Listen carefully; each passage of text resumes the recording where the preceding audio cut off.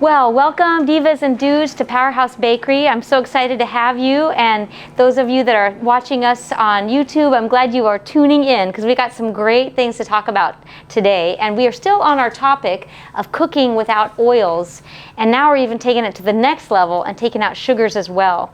So if you have been experimenting with me and learning how to do things that really don't require oil, you'll remember that we also don't mean to suggest that we're taking out fats.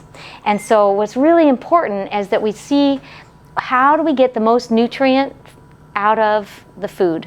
And if we start with the whole idea of our best foods list, and we look at proteins, carbs, and of course fats, and our goal is to figure out how we're going to keep improving on our best foods list to truly start seeing a tipping point in the foods we purchase, the way we produce foods in the kitchen, and then overall, how do we feel? So when we start talking about our best foods list, we know that we think of the portion matters, the quality of the foods that we purchase, of course, the way it's cooked. And if you were experimenting, we were just talking about this earlier, if you were experimenting with tofu and tempeh and you had a bad experience, don't give up, because the cooking style will have a big impact on its overall flavor appeal and of course the texture. And then we also want to think of really the company that the food keeps. And so as we start filling in our best foods list and we really focus in on fats, which ones do we think of? What fats are on your best foods list? Yeah, we think of olive oil. I've talked about avocado. Cottage cheese for me. Yeah. High fat dairy like cottage cheese. High fat dairy. Because truly, I mean, we know we need saturated fat, monounsaturates, and polyunsaturates. And so dairy fat has kind of gone in and out of vogue because we often think of dairy fat as being bad for us. We are allowed a third of our fat calories coming from saturated fat. So if we think of a third of our fat calories coming from saturated, that gives us a lot of options. You know, you can say, okay, I'm gonna not eat any beef or bacon, not that you should ever eat bacon, and pork, and I'm going to get all my saturated fats from my favorite food, which is, you know, maybe 4% cottage cheese or ice cream or, you know, some other thing that's going to give you your allotment. That still counts. I mean, we can do it. We can do that and still feel like you're eating a healthy diet. The other thing that we want to think of is not just the way the fats are broken down, so again, polyunsaturates and monounsaturates.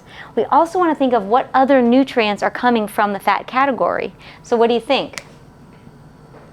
We know we get minerals, we get micronutrients, and we know this because, of course, minerals and micronutrients always come in foods. If they're processed, the more and more they're processed or cooked, the more chance we have of losing minerals and losing micronutrients. So when we think of one of the darlings of the nutrition world and fats is the flaxseed. And you might have heard me, but if you hadn't, then I'll mention it now. Flax oil isn't as good as flax seeds or flax meal. Why do you think? In the process? Yeah, when it's processed, it loses the nutrients. So as the foods are heated, as they're stored, as they're ground up, all those ways that process it break it down. And in the science world, that really means we're increasing the surface area of the molecules. And so it's allowing those delicate minerals have electrolytes, so those atoms are coming off of it and breaking down. So we think of oxidation.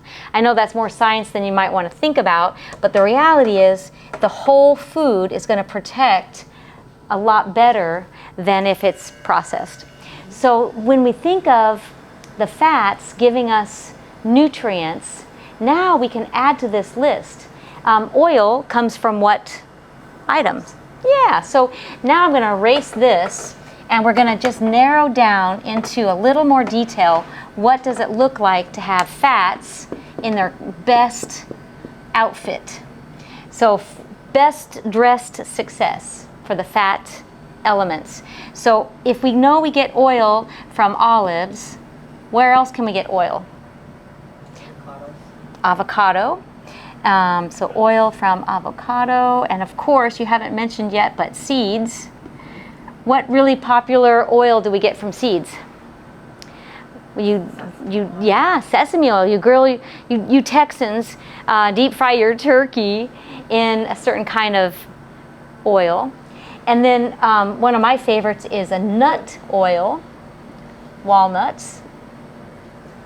So here's, the if we think of oils, we could also go to nut butters. So the butters. So while oil, we know, comes from these whole foods, we could even go to a middle ground and say, what about the butters? So I like this because it's kind of a middle ground. It's not the whole nut. It's now ground up, but just like the flaxseed, it's still better than the oil. And it has a different texture. It's easier to work with in some, capacities. So today we're going to experiment with two fun recipes. One is this peach crisp, and there's no oils and no sugars. Instead, we're using nut butters. And so great quality nutrients, and hopefully you won't think that we've sacrificed flavor. And what I've done is I've used ingredients like nut butters. So this is a great option. This is sun butter, sunflower seeds. And then we also have whole sesame seeds. And we have ground flax, which I'm going to show you how to make a flax egg. So again, you don't have to eat vegan. You can come and have a seat. You just know that adding flax becomes a way to improve the nutrition quality. So you might say, well, this food is healthy because it's vegan. It's lacking eggs. I would say, wait a minute. Just taking out something doesn't make it healthy. Right? And it's an interesting concept because just taking something out, like eggs, doesn't automatically make it healthy. If we add in something, say we kept the eggs and we still add flaxseed, would that make it healthier? Heck yeah. So interesting point that we don't necessarily have to take something out to make it healthier. Adding in nutrients from the fat category can be a great way to do it. And then let's see, I also have the whole pumpkin seeds and walnuts. So you're going to see all these great items in the recipes, and of course no added oil. So we've talked about the value of fats bringing in other nutrients. We talked about, the micronutrients and of course the essential fats. We also want to think about the fiber that the whole nut or the whole seed provides us. So micronutrients, of course, they can break down. The essential fats can break down when you process a seed or a nut into an oil. What do you lose 100% when you go from a nut or a seed to an oil? Just pressed. Exactly, zero fiber. So you don't get any fiber in an oil. No way. Now, if you looked at a tablespoon of olive oil, is about 100 calories. And if we looked at the same calorie value of nuts or seeds, would we get some fiber? Of course, because now we are going back to the whole food, and I love that. So if we were just going to measure the nutrition quality based on calories, and instead of doing the oil, we said, okay, well, let's just go with some olives, or maybe we'll go with some walnuts. Not only are we going to get fiber, we're also going to get a lot more bang for our buck. So in a tablespoon of olive oil that gives us 100 calories, how many olives do you think you could get? It's actually 8. 8 to 10, depending on what size. So a little more value. I mean, you get to chew it, right? Walnuts are even more. I believe it's 12.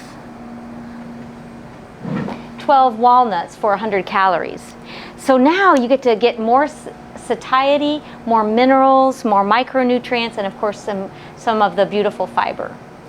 So the idea is we want to be able to get a lot more food value and still have the fat content that is providing the essential nutrients, and also going to be a flavor vehicle.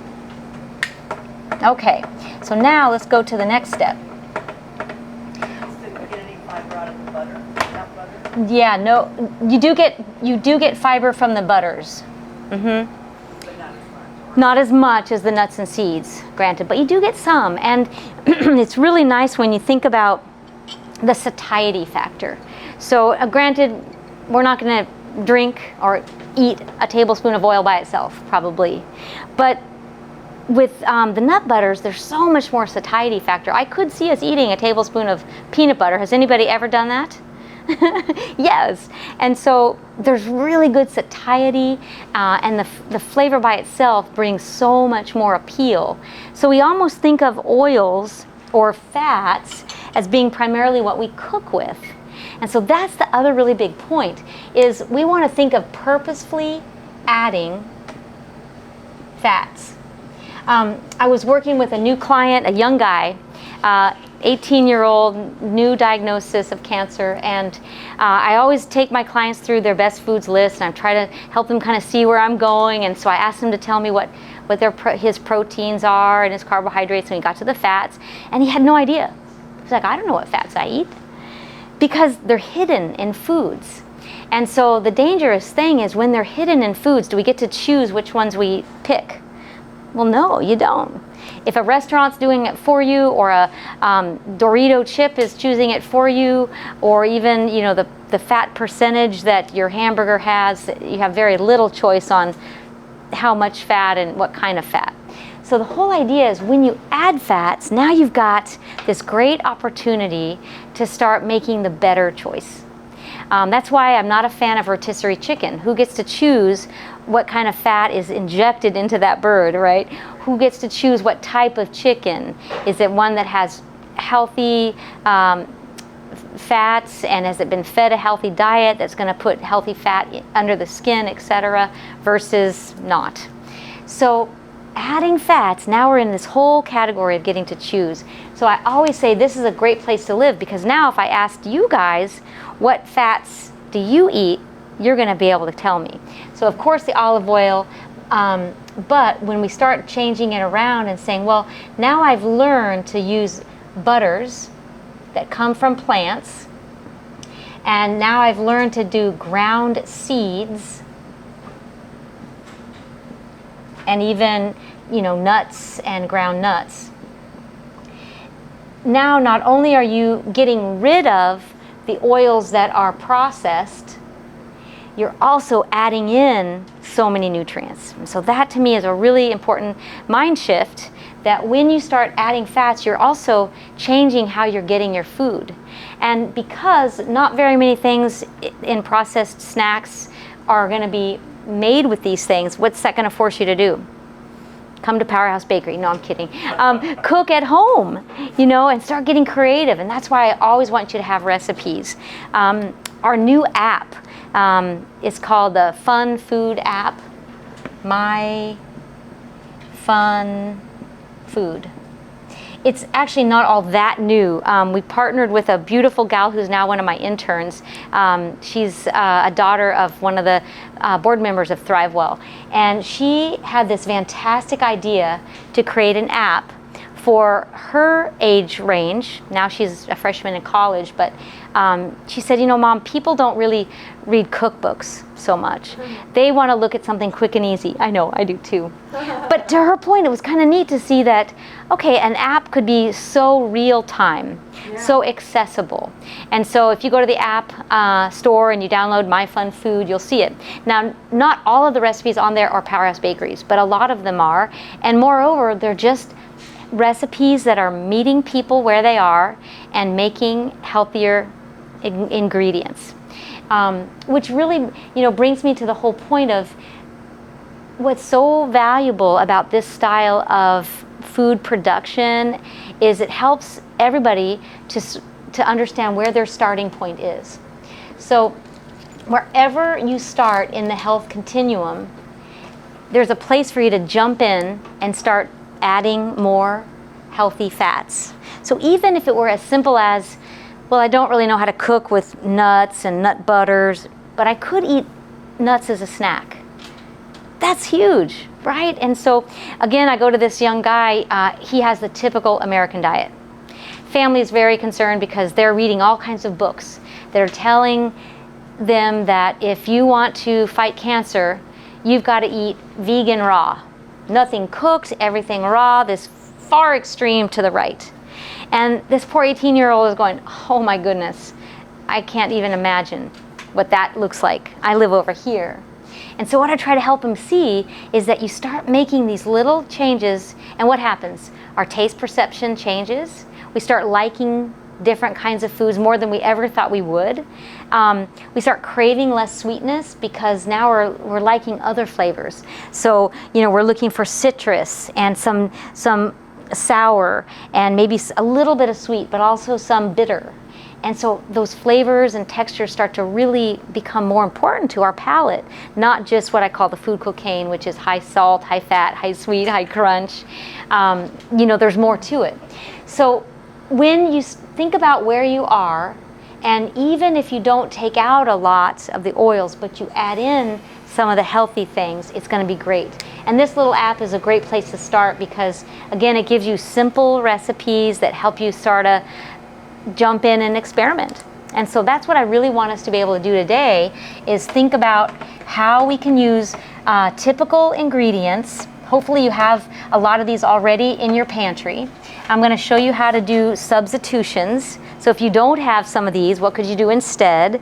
And just have fun with it.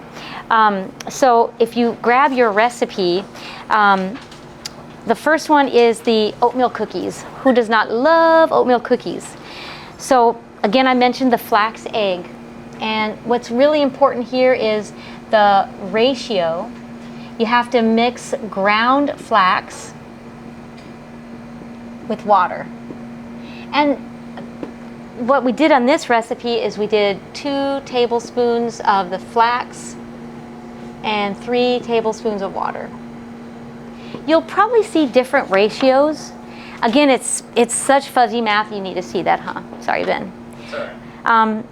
It's fuzzy math because, at Powerhouse Bakery, we've been working so long on trying to figure out how to do vegan products, and we've been doing flax, and we mixed arrowroot, and we mixed chia, and we did all these things, and we really just went down to, let's keep it super simple. Flax is something we always want to add because we know it's loaded with omega-3s. So let's just keep it simple and play with that. And then we just thinned it out to a point that kind of works for different recipes. So yes, it is valuable to mix it separately because then you can add it into your recipe and it will emulate what the egg does, which is a binding agent. But again, there's some versatility. Some people have asked me what's the difference between the dark flax versus like golden flax versus brown. Anybody see that in the HEBs? So really no nutritional difference. But sometimes it looks more exotic to have a dark one. Sometimes people want it to be lighter. So that's the only thing I could really find, is the color. Also in the recipe, we're looking at whole oats and the oats that are ground. So again, you could buy oat flour or you could ground up your own oats. So that's kind of what we did here, was we ground up our oats. Here I've added the seeds and here it's just whole. When we did the class earlier, let's see, it was Bella. Bella did not grind up the seeds, so we kept them whole. Again, lots of options. Tonight I'm going to grind them up so you can kind of see how that texture changes the whole quality. So for sweetener in this recipe, we've got a couple of options. Banana. How many have ripe banana in their house right now? No, none of us, right? We don't keep bananas ripe. I don't anyway. If they're ripe, you're like have this moment where you want to use them, but then most of the time they're either green or you don't have them. At least that's my world. Now, of course, you can freeze them frozen. Anybody know how you freeze the? Yep.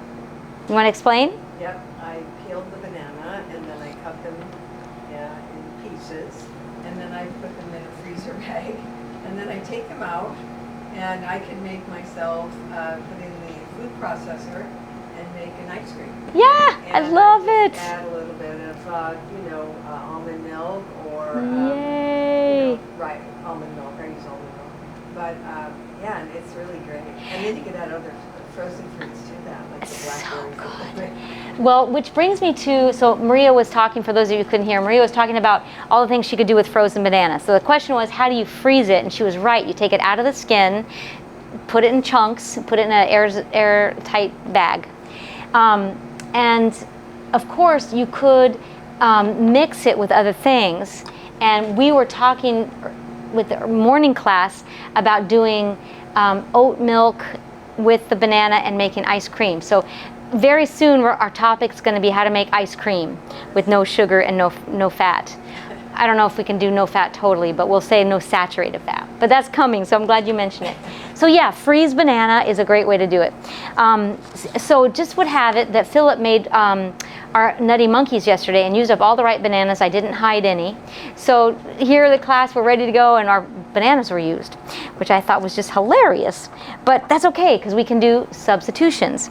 And so we're going to use the maple syrup, which of course I put in here as an option for the dried dates, but it's easy to vary. So I thought maybe she'd found some banana, that's why I was checking, but dried dates or dried plums, or of course maple syrup. Has anybody purchased yet a Vitamix? Yeah, I have one. You do? Maria has one. I love the Vitamix. So it's not an expensive purchase, and it'll be so cool for doing fun new recipes. It'll allow you to grind up your oats to make oat flour. It'll allow you to grind up the dates and plums to make a puree. And somebody in the morning class said, could we use baby food prunes? Absolutely. That's great. You're probably going to be charged quite a bit nowadays for the baby food prunes, but of course the idea is that it works beautifully. And trying to use natural sweeteners. So Maria's right too, you could use any fruit. In our berry crisp, we're using as the sweetness peaches. So I bought Fredericksburg peaches, I sliced them, put a little lemon juice on them, and that was it for the sweetener. And they're so delicious. I can't wait for you to try it. So you realize that if you have ripe fruit, you've got plenty of sugar to work with.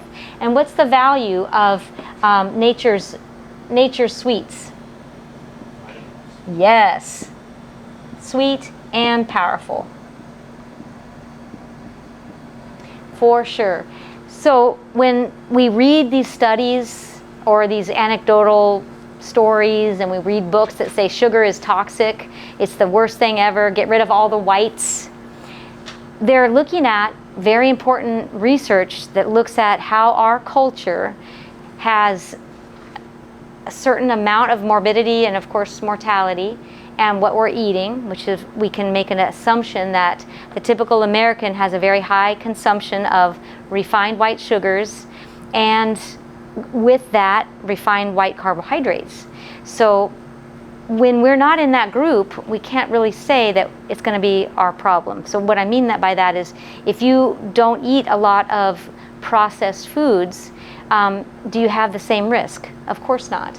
And then we don't need to take out all of the sugars, because you're not eating all of the bad category items. So that always goes back to our best foods list, and that is that portion matters. So all the whites are making a big assumption that all carbohydrates that are light in color are bad for you, which I don't want you to think is true. We can be really smart about picking ones that are good for us as part of a healthy diet, so the company that the food keeps and the portion size. So here in this recipe, we're using sugar that comes from fruits, whether it be a banana or blueberries, or in this case we're going to even use some maple syrup or some peaches, and we're getting some powerful nutrients. And so remember too that we do pick a couple of sweeteners like maple syrup, and even organic agave and honey are still in a whole different category than the refined white sugars. And why do you think? What would be the defining difference between white sugars? White is so stripped of, it's all Exactly. Fried Yeah. nutrients. It's stripped of its nutrients, exactly. So it's not that we have to take out all sugars. We just want to, just like I said with the fats, it's not so much about what you take out, it's what you can put in also. So even if you had a little bit of white sugar in your diet, but you had lots of powerful nutrients from fruits and seeds and nuts and whole grains, it really does not mean that that little bit of white sugar is now going to be a toxin to your whole body. Portion and the company that the food keeps still can be tipping the scales in your favor. And of course, we want to take out the white sugars as much as we can, and the more we learn about different recipes and ideas just makes it easier. Because sometimes we feel strapped for ideas when the world is against us. How many, restaurants will sweeten with organic maple syrup or bananas that have been taken care of and put in the freezer and gotten just the right sweet level in order to make a recipe taste good? Not many. And so again, when you want a special recipe, you can ask a special chef, or you can use some of your knowledge and know that every once in a while having a little bit of white refined sugar is not going to be toxic, it's not going to kill you, but you always want to tip the scales in your favor by small portion and then the good company. So if you had some white rice and it was joined up with some broccoli and some salmon and a kale salad, the rice is not a toxic food. Okay? All right. So enough talking. Let's get to cooking. So our first recipe is going to be that beautiful cookie, and let's get going.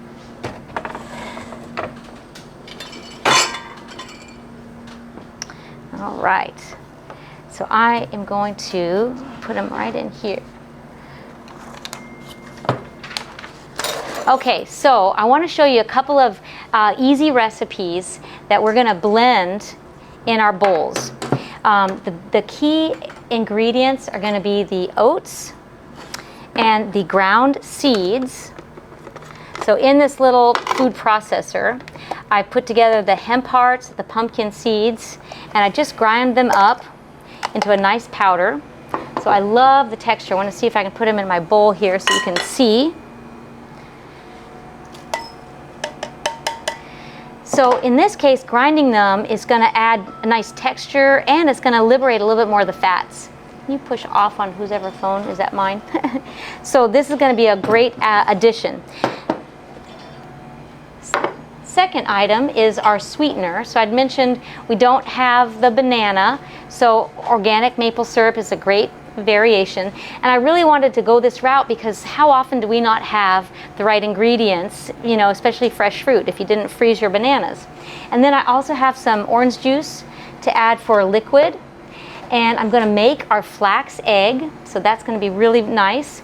And then I've got some extra seeds and nuts for the add-ins, as well as cherries. So typically an oatmeal raisin cookie has raisins. And so I wanted to up the nutrition scale, so I traded out raisins for cherries, which are a great antioxidant. So that's going to be our add-in there. Okay, so now one other thing I'm going to show you is the cassava flour on my table, and that will be for this beautiful peach crisp. And so again, this is just the Fredericksburg peaches. So all I did here was blend them. I put a little cinnamon on them, and I just took out the pits, and they are going to be ready to mix. So they are beautiful. And then for the leavening agent, we have some baking powder, and we've got our cinnamon, and you could use sweet spice too. If you have any of the Powerhouse Bakery sweet spice, it's fabulous. Okay, so now we're going to get to mixing. So the flax egg, I'm going to put in this little bowl. So mixing the flax and letting it sit. So you can mix it with water. In this case, I'm going to use a little bit of OJ, just to give a little more flavor. Mix that right in. Do the 3 tablespoons of water. Yes, exactly. Just again, every time I can add a little bit of flavor, I think it's a wonderful thing to do. I could also put in my, if you wanted to add vanilla extract, you could put that in this spot. If you wanted to add in the sweet spice here, of course you can. perfectly fine. So I'm gonna let that sit for just a couple minutes till it gets a little bit thick. And then I'm gonna have my ingredients start adding them in. So I'm gonna do my nuts. Again, this is sunflower seeds, pumpkin seeds, and hemp hearts. And my oats.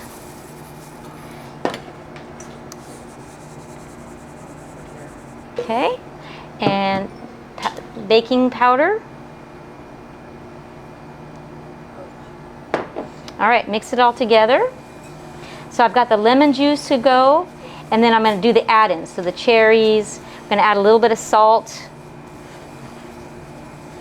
And again, the banana would give it a little more moisture. So I've taken a little bit out of my dry ingredients, so it just makes it a little bit easier to mix. And flax egg, I'm going to give it another minute. So I'm going to let it mix while I put in my syrup. Yeah, so this, I think what I did here, so you've got 2 dates and the ripe banana, so we replaced it with 1/3 of a cup. Yeah. And then a little bit more orange juice. So 1/3 of a cup and 1/3 of a cup. That's why she measured that one out extra. And you know, the nice thing about cookies, you got to taste the batter. So if it doesn't taste good as batter, it's not going to taste good as a cookie. So I always say, make sure you sample the batter and make sure you like it. Because even if the cookie is a little thick and it's a tall, you know, cookie that doesn't necessarily melt, it's still good. So you always want to sample and make sure the flavors are what you're hoping for. Don't ever forget the salt. And of course the baking powder works with the acid from the lemon or of course the orange juice, and that really helps too. So notice here that on my little variation, the zest and the juice of the lemon, I think we could add a little bit more, but the orange juice I added in for the flax egg, and so that was a really nice substitution. And just for a little more zest, I'm going to add a teaspoon of lemon juice.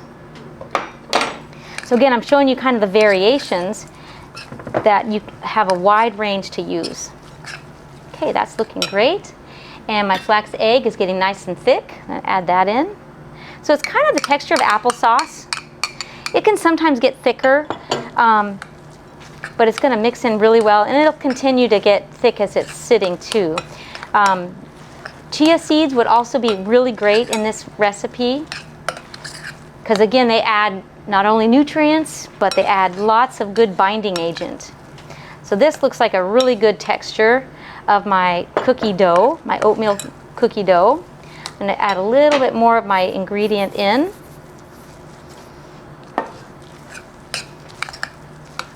Mix as I go, and it's going to get a little bit thicker. Another good add-in would be applesauce. So again, as a replacement for the banana, you could add applesauce.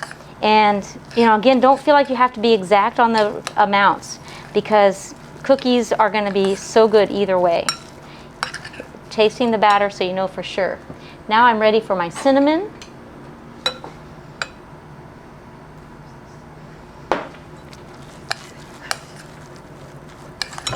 Yeah. So again, it's just adding more flavor. The lemon juice, the oats, the banana, salt. The salt was added as part of the baking powder mixture. And now my add-ins.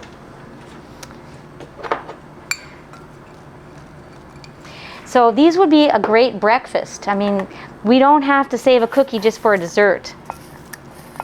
My seeds. Yeah, fantastic. Yeah, Suzanne, I often wondered, what is 3 bananas? Like, I was thinking, like, is that like a cup of bananas? I know. Well, I mean, I think that's a lot, honestly. And so I think 1/3 of a banana would be just fine. I did 3 because they were really little. I had some organics, and they became more of a cake-like cookie, which is good. For today, I thought because of the small little toaster oven I have, I wanted to make them a little bit smaller, and I just wanted you to see how we can vary it. The recipe that you have will be just fine if you stick with about 1/2 cup of the banana, or you could use the applesauce. Yeah. I kept it pretty minimal with my maple syrup add-in, but you know, of course you could do more. All right. Yeah, this is good. A little bit more. Okay, that's just my baking soda. A little bit more than what she had in that measuring cup. Okay, so we are ready. Now the fun way to cook this in a regular oven would be to use a silpat. Anybody have a silpat? So good. This will go inside a baking pan and it doesn't stick. So it's just fabulous. You know, there's lots of options, but I love the fact that this will slide right off. It rinses. You can put it in the dishwasher, and it's just a great way to easily put your cookies on and not risk spilling or even just, you know, burning. The other one I like for is granola because it will slide your granola right in. It's just so flexible and nice. So now we're going to load up our cookies. So I'm going to start with about a tablespoon.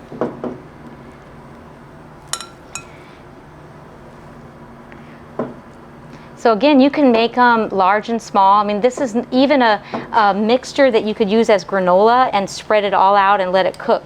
Make sure when you are doing granola, though, that you let it cook for maybe 20 minutes, 300 degrees, and then mix it around so that the crunchy outsides go into the center and vice versa, because the center always stays a little bit undercooked. So bring that to the outside and let it get crispy, and then you'll have a wonderful granola. So I'll be sending you that recipe so you can kind of experiment with granola. And I'm picky. I like each cookie to have just the right amount of raisins, or these are of course cherries. So I had to switch that guy around a little bit. So what else, other add-ins could we put in here? Anybody like chocolate chips in their oatmeal cookies? Yeah, of course, Maria says. I know.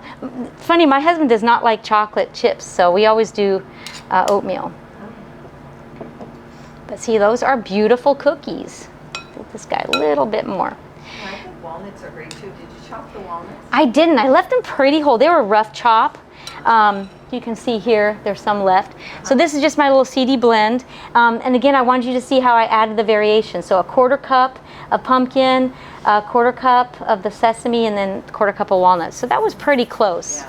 Yeah. And you know, I probably had a little bit more sesame. But these are going to pop in and be absolutely beautiful. Okay? So now let's go to the peach crisp.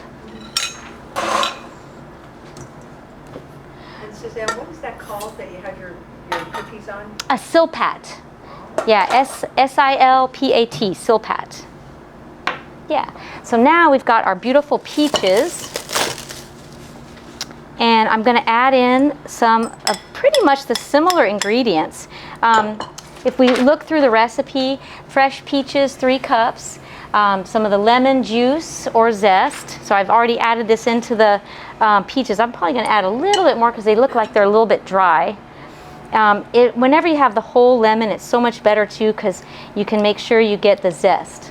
So it looks like we used our whole lemon for our first class, but you know, there again, it's totally good to use an alternative, and make sure you do keep plenty of lemons. And then as a sideline, this is a great brand of lemon juice. It's a really good quality, so it's not been from concentrate, it's all fresh lemons.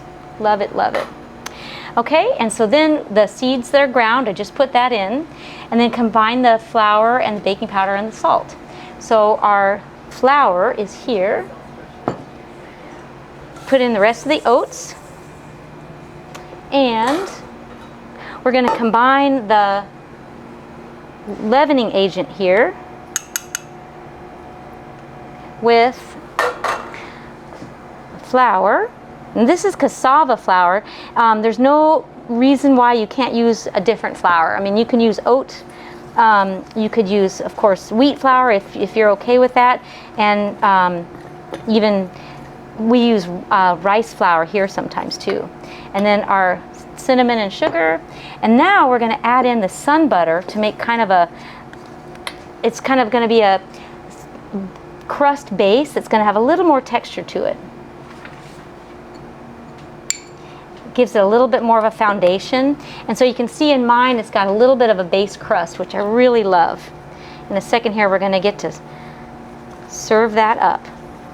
So this is my crust with the cassava, a little bit of leavening agent, and then the nut butters. I'm gonna press it all in there, make sure it gets really well mixed. And this is gonna be part of the top and of the bottom of my crust. So if you don't have sun butter, you could use almond. You could even probably use peanut butter. Honestly, peanut butter has quite a different flavor. So sometimes here at the bakery, we've made that substitution and I haven't liked it as much. But you know, you certainly can. So it's, again, it works the best with nuts, but you know, the ratio is going to be exactly the same, so you don't have to worry about that. So see, I'm getting a nice little paste going, and it's going to go right in the base. I'm just going to make a small little one here so you can get the idea.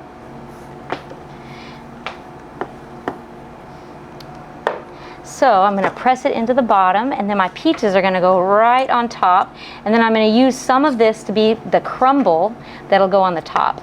So I like it to be dry because my peaches have such a great amount of juice. They're going to add right in there too. Kind of press it to the sides. Now, on one of my videos, I did a raspberry crumble. Has anybody tried that one? I did. You did? Okay, good. Excellent. Very similar to what we're doing right here. Same idea. A little bit more in there, and I'm going to save some for the top. So that's good. All right, so now we got our peaches.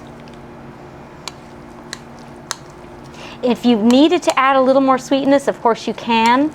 Maple syrup if you wanted. You could do the plums or the prunes. All of that works just fine. And now I'm going to drop it into my crust.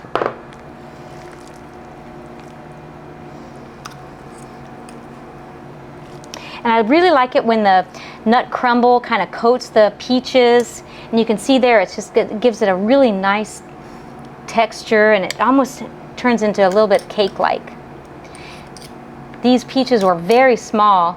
Does anybody ever go to Fredericksburg to get peaches? Yes. Oh, it's so fun. Yeah, were they smaller this year? They were very small, but so sweet. I can't wait for you to get to try this. So now I've got the oats and the nuts that I've ground up, and the nut butter, the juice from the peaches, a little lemon juice to brighten it up, and now we're going to add a little bit of the topping, a little bit more seeds. Here's the rest of my topping. Adding in some pumpkin seeds. Again, I could grind these, but sometimes just the whole nuts just give it a really pretty look. I've added it to the nut butter with a last little bit of that cassava flour. And it's just going to soak up all the juices and make it so pretty on top. And also what I did with the one I'm showing you there is I added a little bit more sesame seeds right on the top, just to give it another little boost. All right, there it is. And these little glass containers work great, popping them right into the oven. So there is the finished product. If I wanted to add a little more sesame seeds on, it'll look just like that one. And you can even cook it half in the oven with that outer cover, and then you could finish it off, taking the cover off and make it kind of brown and pretty. But this is the final product. Are we ready to sample? Oh, yeah. Yes! Well, thank you so much for being here, and let's eat.